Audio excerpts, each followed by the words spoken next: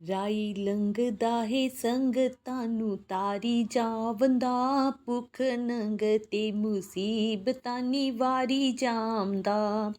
हजूर जी की प्यारी संगत जी, यह साखी सन 1947 के बाद की है। एक बार परम पूज्य जी कानपुर दर्शन पधारे हुए थे और संगत के गुड़ वालों के घर ठहरे। एक दिन हजूर जी ने मेरी दादी को फरमाया, राम प्यारी, आज शाम को तेरे घर चाय पीने आएंगे। यह सुनकर मेरी दादी ने हाथ जोड़कर सिर नवाया।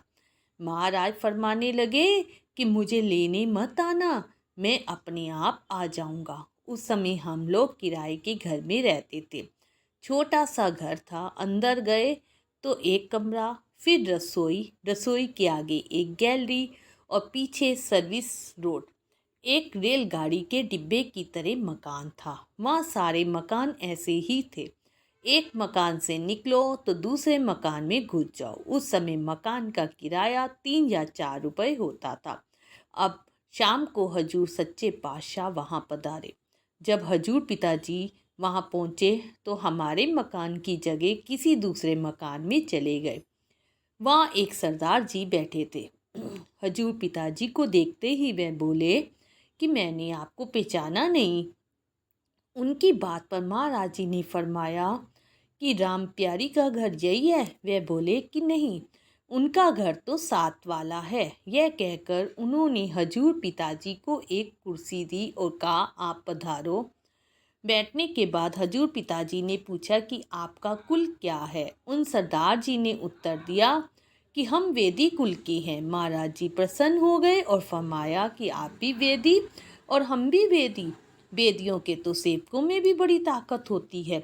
और पूछा कि आपके पास जो ये छोटी बच्ची है उसे क्या हुआ है। उन्होंने उत्तर दिया कि इस बच्ची को सूखे का रोग लगा हुआ है, कुछ भी खाती पीती है, इसे लगता नहीं। हजूर सच्चे पातशाह फरमाने लगे कि इसे राम प्यारी के घर ले आओ। इतना कहकर कमरे से निकलकर रसोई से होते हुए पिछले दरवाजे से निकलकर साथ वाले राम प्यारी के घर चले गए और राम प्यारी जी को देखते ही फरमाने लगे कि राम प्यारी, मैं तो धोखा खा गया, तुम्हारे घर आने की जगह साथ वाले घर में चला गया। मेरी दादी मुस्कुराने लगे और कहा कि आप तो नटवर हो, आप कभी धोखा नहीं खा सकते। इतनी देर में साथ वाले घर में रहने वाले सरदार जी उस छोटी बच्ची को लेकर आ गए।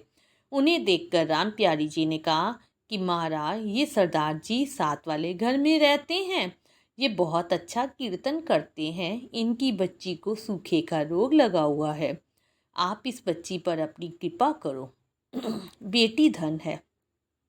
हजूर सच्चे पातशाह ने उस बच्ची के सिर पर हाथ फेरते हुए कहा कि हला, ये बच्ची तो बड़े घर ब्याही जानी है। ये वचन सुनते ही मेरी दादी और उन सरदार जी ने हजूर सच्चे पिता को माथा टेका।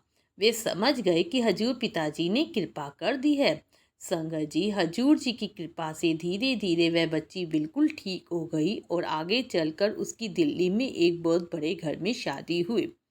संगत जी, परम पूज्य हजूर जी दादी जी के घर आना तो सिर्फ एक बहाना था। असल कृपा तो उन सरदार जी की बेटी पर करनी थी। मेरी दादी जी ने नटवर को पहचान लिया था और तुरंत ही बोल भी दिया था, हजूर जी तुसी थोड़ा गलती कर सकते हो, ऐ ते तुहाडी लीला है, तुसी जानो, असी इंसान की जान सकते हाँ। बोल सांची दरबार की जय।